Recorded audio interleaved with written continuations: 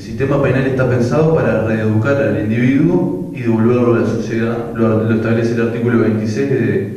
Desde muchos años, por suerte, los constituyentes tenían esa filosofía en cuanto a qué debía ser el derecho penal.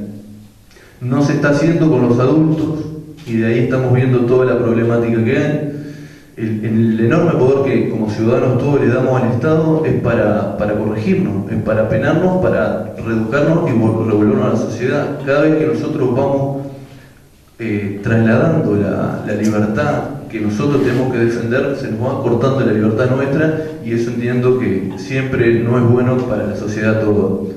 Una cuestión, de mi punto de vista personal, es una responsabilidad como abogado defender esa posición más allá de mi opinión particular política, porque si bien capaz que ha trascendido o se hace llegar como una cuestión esto ideológica de un partido o de otro, en realidad yo no lo veo así, entiendo que no es así, entiendo que es un tema de sociedad y muy importante en cuanto a partir de cuándo vamos a ser responsables penalmente a niños, adolescentes.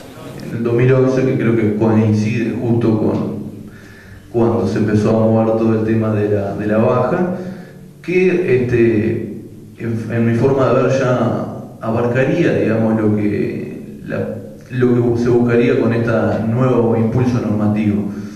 El registro de antecedentes ya está por 2 años, lo creó la ley 18.778, se creó para los menores entre 15 y 17 años que cometan ciertos delitos.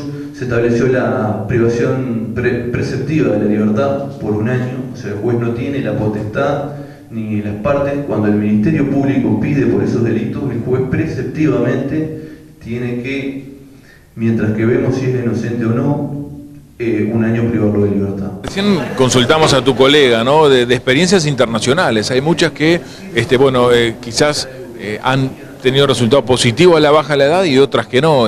¿Cuál es tu posición? Yo personalmente no conozco que hayan tenido resultados positivos. O sea, sí se han intentado en otros lugares y se hicieron. Yo decía ahí en último momento, en el caso de Bolivia y Chile, que son las que recuerdo, que dieron una marcha atrás y volvieron a llevar la edad a los 18 años de edad. Y yo no conozco experiencias donde se hayan sido fructíferas o hayan terminado de solucionar el problema de la seguridad a través de bajar la edad o de aumentar las penas. Mundialmente no, yo personalmente no conozco, y por eso insisto de que no es la solución y no va a ser ni a la corta ni a la larga, no es solución en forma alguna. Debería separar los procesados de los condenados. Estamos en 2014 y el procesado, que es una persona que es inocente, porque hasta que no se declare culpable, todos nosotros, hasta que no haya una sentencia, somos inocentes. El procesado está ahí conjuntamente con el condenado, con el que ya tramitó todo el proceso y se le penó. Los menores, a raíz de estas modificaciones que tuvo que hacer rápidamente el gobierno, a raíz de que veía que tenía un punto flaco a través de la oposición con todo este tema de la inseguridad juvenil, también provisoriamente, cuando rige desde antaño el principio de inocencia, provisoriamente, para ver si ese menor, en el caso de que cometa ciertos delitos, es culpable, se le priva de libertad. Entonces, desde ese momento ya está privado de libertad. Las consultas, ¿no?, las encuestas, y empezó, con la población comportándose muy a favor de la baja en la edad de mutabilidad, y hoy eso ha cambiado. ¿A qué quizás atribuís eso? ¿La gente se ha informado más? Y espero que así sea. Yo creo que en principio era un tema de partido, era de un partido y el otro, propuesta, y después, a medida que intercedieron otros actores, otras personas, uno mismo que no tendría por qué, no ejerce la actividad política partidaria, digamos, pero son temas sociales y son muy importantes cuando, como decía allí, se quiere modificar la constitución del país.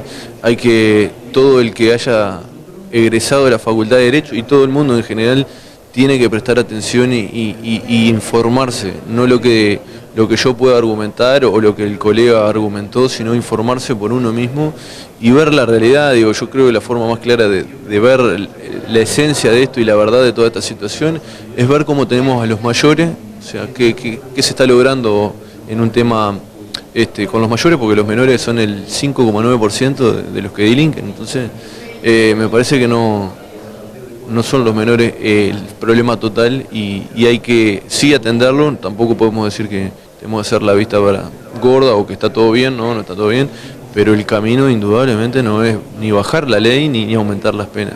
Tarde o temprano, salvo que volvamos a poner la pena perpetua, la persona que delinque, libertad anticipada de por medio o lo que fuere, va a recobrar la libertad. Entonces va a volver a la sociedad hecho un enajenado, mucho con escuela en el delito, ¿no?